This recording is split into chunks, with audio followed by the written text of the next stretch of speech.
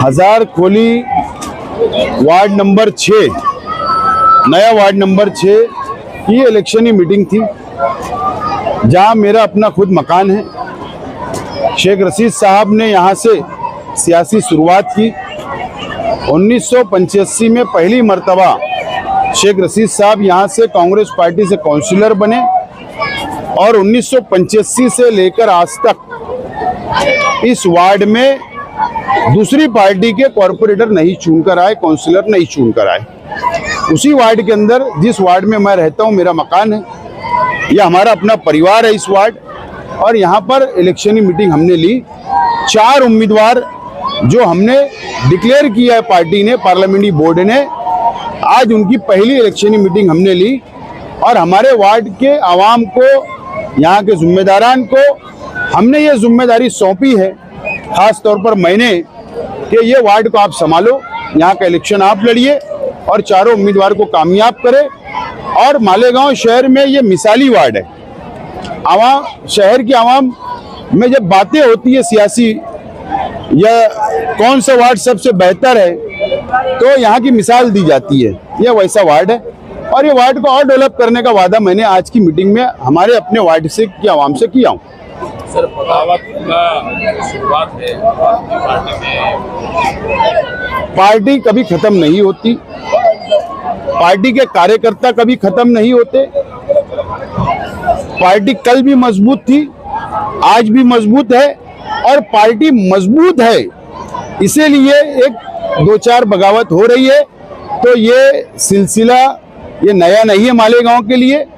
पूरे मुल्क के अंदर जहां भी इलेक्शन होते हैं वहां पर थोड़ी बहुत बगावत होती है। यह सियासत का एक हिस्सा है।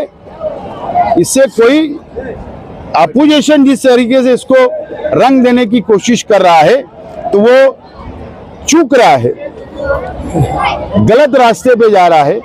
और मैं उनका शुक्रिया अदा करता हूं, कम से कम इसी बहाने से मेरी पार्टी का प्रचार कर रहे हैं, मैं उनका शुक्रिया अदा करता हूं। एमएलए मौसूफ ने कहा कि कुछ लोगों को भेजा जा रहा है हमारी तरफ साजिश के तहत, प्लानिंग के तहत। ये जो बगावत हो रही है, क्या ये प्लानिंग है, ये वाकई बगावत है?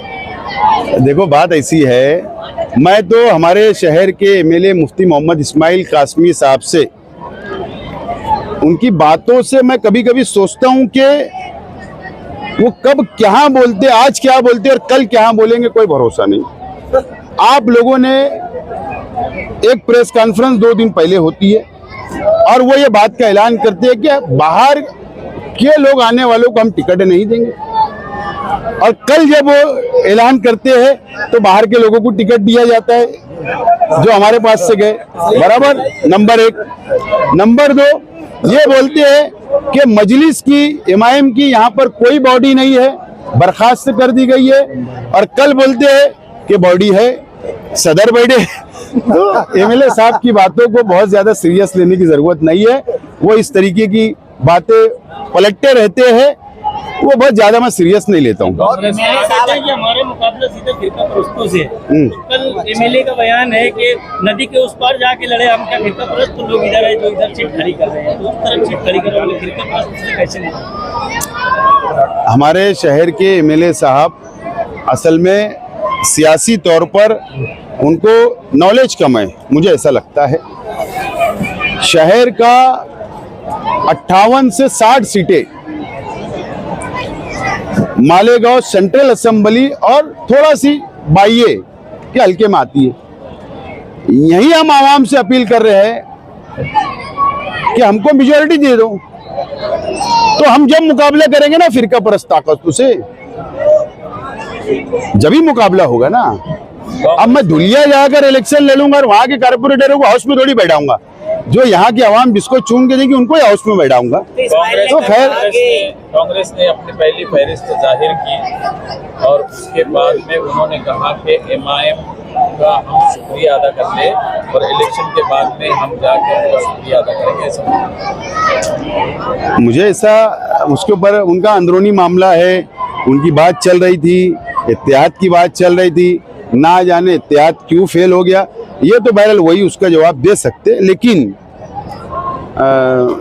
मुझे लगता है कांग्रेस पार्टी को खत्म करने के अंदर आज की कांग्रेस पार्टी के अंदर जो ओहदेदारान है ये उसके जिम्मेदार है, जो आज के इस तरीके का बयान दिया गया। मुफ्ती इस्माइल ने और ऐसे लोग जब भी रहेंगे तो और कांग्रेस पार्टी यहाँ जीरो हो जाएगी। मुफ्ती इस्माइल ने कहा कि हम अच्छाई बुराई पर चुनाव लड़ेंगे। आप किस मुद्दे को लेकर? वेलकम। आपका अगर मुद्दा शहर क्या के एमएलए साहब अच्छाई और बुराई पे इलेक्शन लड़ना चाहते हैं तो हमारे तरफ से स्वागत, वेलकम। और क्या बोले, तैयारी हमारी। 2 दिन बचा है, दिखते भी नहीं आज तक। 2 दिन बचा है, अभी भी कुछ इलाकों में उम्मीदवारों की लिस्ट जारी है, कसमकस है, आवाम मतलब अभी भी कंफ्यूज है, उस पर मतलब कब खुलासा हो जाएगा? पार्लियामेंट्री बोर्ड जो होता है वो पूरे शहर का सर्वे करता है, ग्राउंड रिपोर्ट लेता है, जमीनी हकीकत क्या है, आवाम क्या चाह रही है, उसका पूरा सर्वे आने के बाद पार्लियामेंट्री बोर्ड के अंदर से मैं बाहर हूँ, वही फैसला कर रहे हैं और वही ऐलान कर रहे हैं। रही बात जो दिखता है, हम लोग शेख रशीद साहब की क़यादत में तैयार हुए लोग हैं। हमारा सियासी सफर भी, मेरा भी खुद का 25 साल का है, हो चुका है। ताम झाम जो दिखता है उस पर नहीं जाते हुए ताम झाम के पीछे जमीन की हकीकत क्या है हम उस पर स्टडी कर रहे हैं, आवाम की राय जान रहे हैं और टिकट फाइनल हो रहे हैं। इंशाल्लाह एबी फॉर्म देने का जो वक्त होता है वो वक्त नॉमिनेशन का जब वक्त खत्म होता है उसके 1 मिनट पहले भी दिया जा सकता है, जब तक हो सकता है उम्मीदवार डिक्लेयर हो ना हो। बहरहाल कोशिश हमारी है कि कल या परसों में तमाम ये मामला जो है हल हो जाए। बड़े चेहरे भी नाराज हो।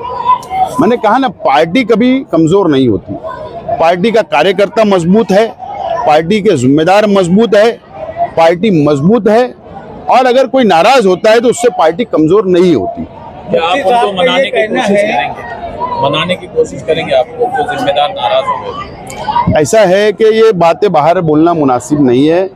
पार्टी एक आम वर्कर को भी नाराज नहीं करना चाहती, उसको भी मनाने की हम लोग कोशिश करते हैं। तो हम लोग हर जगह पहुंचने की कोशिश की, हमारे जिम्मेदारों ने कोशिश की है, हम लोगों ने उनसे बैठ के बात की, मेरे परिवार के अलग अलग लोग भी पहुंचे, हर तरफ गए। लेकिन जब अगर किसी ने मिजाज बन चुका है बगावत का तो उसको मैं भी नहीं रोक सकता और कोई नहीं रोक सकता।